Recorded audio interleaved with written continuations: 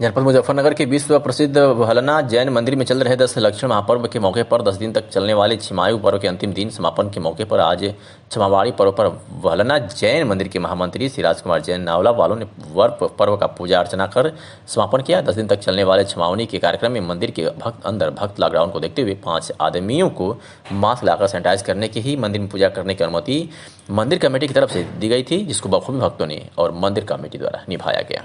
क्षमावनी पर्व 10 लक्षण महापर्व के बाद आता है और इस क्षमावनी का अर्थ किसी का यदि किसी ने बुरा भी न किया हो और किसी का दिल भी न दुखा हो तो भी क्षमा मांगी जाती है और क्षमा करने वाला क्षमा मांगने वाला दोनों ही जैन शास्त्रों के अनुसार महान बताए गए हैं।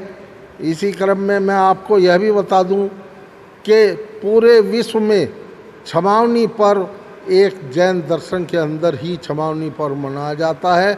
चाहे किसी ने किसी के प्रति कटु वचन न कहे हों, फिर भी किसी का दिल न दुखा हो, फिर भी क्षमा मांगते हैं और क्षमा करते हैं।